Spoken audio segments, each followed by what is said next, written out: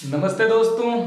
तो हमने फिजिक्स की कहानी की शुरुआत की थी और उसमें अपने लेक्चर आज तक के 5 कंप्लीट हो गए, जिसमें हमने प्रकाश के परावर्तन के बारे में कुछ पढ़ा।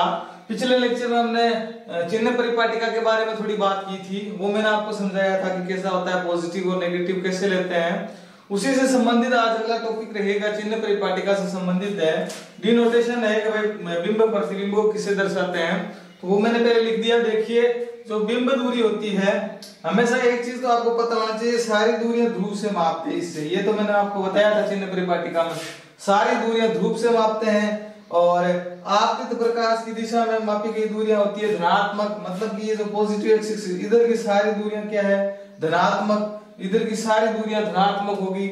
आपतित प्रकाश की विपरीत दिशा में ये जो नेगेटिव एक्स एक्सिस की दूरियां है वो सारी नेगेटिव। इस मुख्य अक्ष के ऊपर की सारी दूरियां क्या होगी, पॉजिटिव। और मुख्य अक्ष के नीचे की सारी दूरियां क्या होगी, इसके नीचे की सारी दूरियां क्या होगी, नेगेटिव। ये अपना अवतल दर्पण है, मैंने दोनों दर्पण अलग अलग बनाए हैं। ये अपना अवतल दर्पण है, अलग अलग समझाने के लिए। ये अपना उत्तल दर्पण है, ठीक है। ये तो चिन्ह परिपाटिका की मैंने बात की वापस। अब मैं डिनोटेशन बताता हूं कि देखिए, बिंब की जो दूरी होती है, ध्रुव से जो बिंब की दूरी होती है उसे u से डिनोट करते हैं। किससे? u से। ये ध्रुव, ये बिंब, ये जो दूरी है ध्रुव से बिंब की दूरी, ये इसको डिनोट करते हैं स्मॉल u से, ठीक है साहब। इसमें कहा है ये ध्रुव और ये ऑब्जेक्ट बिंब, ये जो दूरी उत्तल दर्पण में ये दूरी u, इसको किसे डिनोट करते हैं, u से। दूसरी चीज प्रतिबिंब की दूरी है, इसको स्मॉल v से डिनोट करते हैं, स्मॉल v। प्रतिबिंब कहाँ है, ये रहा। तो प्रतिबिंब की दूरी, इस ध्रुव से जो प्रतिबिंब की दूरी है यहां तक की, उसको v से डिनोट करते हैं। यहां तक की दूरी जो प्रतिबिंब की दूरी है ध्रुव से या फिर दर्पण की, कहां तक की दर्शालोपन, ठीक है। ध्रुव से प्रतिबिंब की जो दूरी बनती है वो होती है स्मॉल v। इसमें कहां है प्रतिबिंब, ये इमेज, इससे ध्रुव की दूरी v कौन सी है, ये, इसमें v ये है, ठीक है साहब। अब अगला है बिंब की ऊंचाई। बिंब की जो ऊंचाई होती है हाइट, उसको h से डिनोट करते हैं, h। ये रहा इसमें बिंब, ये है h। इसमें बिंब कौन सा है, ये रहा बिंब, ये क्या है h। ये बिंब की ऊंचाई है अपना स्मॉल h से डिनोट करते हैं ऑब्जेक्ट की हाइट, ठीक है। प्रतिबिंब की ऊंचाई, जो प्रतिबिंब बनता है, इसमें प्रतिबिंब आपको पता है रियल बनता है, उल्टा बनता है, इधर बनता है, ये देख लीजिए, ये है s डैश। और प्रतिबिंब इसमें आपको पता है आभासी रूप से काटती रेखाएं तो आभासी बनता है।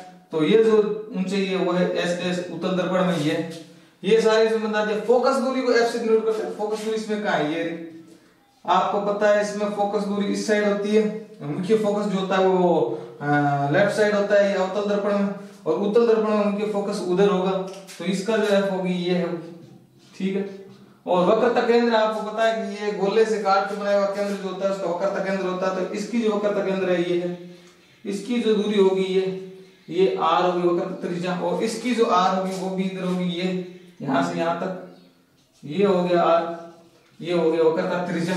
ये तो थी सारी डिनोटेशन, किसको किससे दर्शाते हैं वो बता दिया। और चिन्ह परिपाटिका की मैंने वापस बात कर ली। अब मैं बात करूंगा इनके पॉजिटिव और नेगेटिव की, कि ये पॉजिटिव कब होते हैं, नेगेटिव कब होते हैं। धनात्मक और ऋणात्मक अवतल और उत्तल दर्पण में अलग अलग होते हैं। तो देख लीजिए, बिंब की दूरी u होती है, वो अवतल दर्पण में क्या होती है। यहां से देखिए कि बिंब इधर है, आपको पता है कि इधर से परावर्तन हो रहा है तो आपतित प्रकाश इधर ही जाएगा, मतलब यहां से कोई प्रकाश की किरण जाएगी तो आपतित प्रकाश की दिशा में पॉजिटिव होती है। और ध्रुव से अगर आपतित प्रकाश की विपरीत दिशा में इधर की तरफ अगर अपन दूरियां मापते हैं विपरीत दिशा में, तो वो कौन सी होती है, नेगेटिव। तो ये देख लीजिए बिंब किधर है, ये लेफ्ट साइड में, ये क्या है, ध्रुव। तो ध्रुव से अपन इधर जा रहे हैं, प्रकाश इधर आपतित हो रहा है, आपतित प्रकाश की विपरीत दिशा में जा रहे हैं। विपरीत दिशा में जाने का मतलब दूरी कैसी होगी, नेगेटिव। कौन सा दर्पण है, अवतल।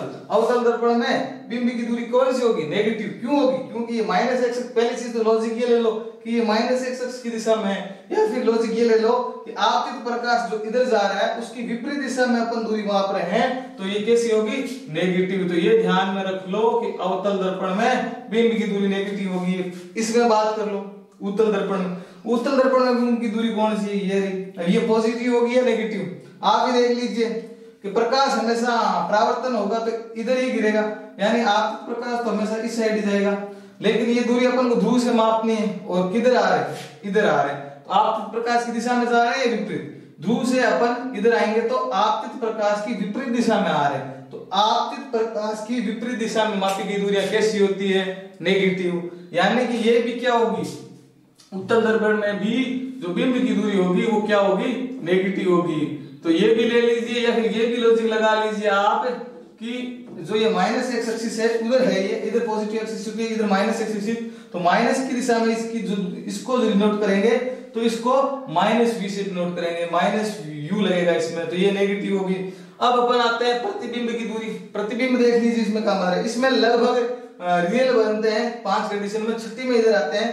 तो आप देख लीजिए कि प्रतिबिंब की दूरी, इसमें देखो प्रतिबिंब की दूरी ये नेगेटिव होगी या पॉजिटिव, देख लीजिए माइनस एक्स की दिशा में आ रहे हैं और प्रकाश इधर जा रहा है, तो प्रकाश की विपरीत दिशा में, आपतित प्रकाश की विपरीत दिशा की दूरियां कैसी होती है? नेगेटिव। तो पहली चीज तो क्या होगी, अवतल दर्पण में क्या होगी? प्रतिबिंब दूरी नेगेटिव। लेकिन एक बात ध्यान रखिए, इसमें पॉजिटिव भी हो सकती है, क्योंकि छठी कंडीशन जब अपन फोकस बिंदु और पोल के बीच में अपन वस्तु को रख देते हैं तो उसका प्रतिबिंब पीछे की ओर बनता है दर्पण के, मतलब कि ये ध्रुव है उससे आगे की तरफ जाएंगे।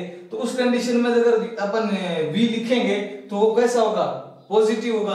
तो यानी कि ये नेगेटिव भी हो सकती है और कैसी हो सकती है? और पॉजिटिव भी हो सकती है। पॉजिटिव कौन सी होगी? 6th कंडीशन में ये होगी पॉजिटिव। तो ये नेगेटिव और पॉजिटिव हो सकती है। लेकिन इसमें आइए, इसमें देखिए हमेशा इमेज किधर बनेगी? प्रतिबिंब हमेशा ही राइट साइड में बनेगा और हमेशा ही आभासी बनेगा।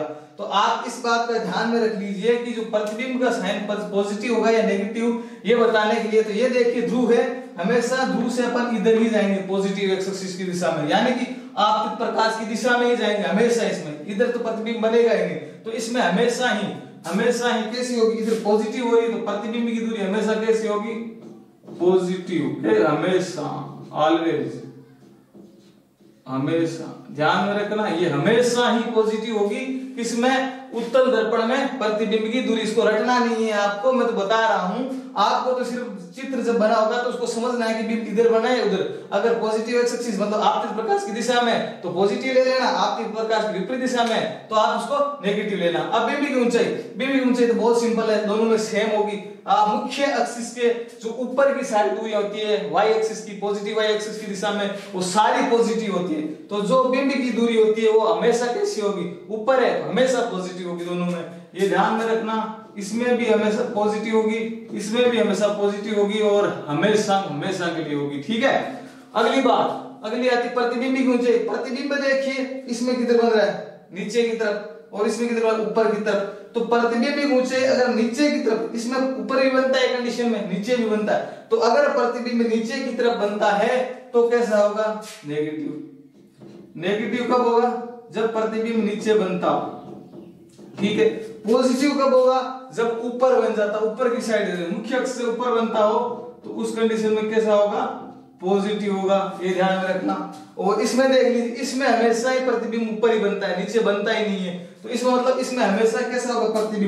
प्रतिबिंब हमेशा पॉजिटिव होगा, क्योंकि ऊपर की तरफ बढ़ेगा, हमेशा ऊपर बढ़ेगा मुख्य अक्ष की, ये हमेशा के लिए बात है इसमें हमेशा। ठीक है, अब आगे फोकस दूरी।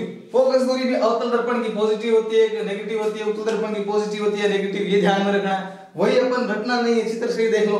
इसका मुख्य फोकस जो है देख लीजिए इधर है, मुख्य फोकस दूर से इधर आ रहा है अपन, मतलब कि आपतित प्रकाश उधर जा रहा है, अपन विपरीत साइड में आ रहे हैं, अपोजिट। तो आपतित प्रकाश की विपरीत दिशा में मापी गई दूरियां कैसी होती है? नेगेटिव। तो इधर की दूरियां नेगेटिव होती है, इसका मतलब कि अवतल दर्पण में फोकस दूरी कैसी होगी? नेगेटिव। मुख्य फोकस जो होता है वो नेगेटिव, ये अब हमेशा लिख लो, चाहिए ये भी हमेशा होता है। ठीक है, और अब उसमें देखिए उत्तल दर्पण में आपतित प्रकाश हमेशा ही रजतित भाग के विपरीत दिशा में आपतित होगा, मतलब प्रकाश हमेशा इधर से ही जाएगा। तो आपतित प्रकाश की दिशा में ही अपन फोकस बिंदु ले रहे हैं। आपतित प्रकाश की दिशा में नापी गई दूरियां कैसी होती है? पॉजिटिव। ये मुख्य एक्सिस देख लीजिए, आपतित प्रकाश की दिशा है इसलिए हमेशा ये कैसा होता है? पॉजिटिव। ये बड़ा पॉइंट है, आप ध्यान में रखना कि अवतल दर्पण होता है उसमें हमेशा क्या होती है? फोकस दूरी हमेशा नेगेटिव। जो उत्तल दर्पण होता है उसमें फोकस दूरी जो होती है अपनी हमेशा कैसी होती है? पॉजिटिव। होने का कारण क्या है वो मैंने बता दिया, क्योंकि इसका फोकस बिंदु इस साइड में होता है आपतित दिशा में तो पॉजिटिव होता है। अवतल का मुख्य फोकस जो होता है आपतित प्रकाश की विपरीत दिशा में होता है, इस वजह से कैसा होता है? नेगेटिव। ये बता दिया। वक्रता त्रिज्या देख लीजिए, इसकी किधर है? आपतित प्रकाश की दिशा में उत्तल दर्पण की, इसकी किधर है? आपतित प्रकाश इधर जा रहा है लेकिन ये विपरीत दिशा में। तो आपतित प्रकाश की विपरीत दिशा में होने के कारण इसकी वक्रता त्रिज्या कैसी होगी, नेगेटिव। अवतल दर्पण की जो वक्रता त्रिज्या होगी वो नेगेटिव होगी, क्योंकि ये ध्रुव से जो दूरी मापेंगे तो इधर जाना पड़ेगा और प्रकाश जो है वो इधर जा रहा है, तो इस वजह से आपतित प्रकाश किरण की विपरीत दिशा में दी गई दूरियां कैसी होती है, नेगेटिव। ये नेगेटिव हो गया। ये जो इसमें पॉजिटिव होगा ये नेगेटिव वक्रता त्रिज्या आप ही बता दीजिए।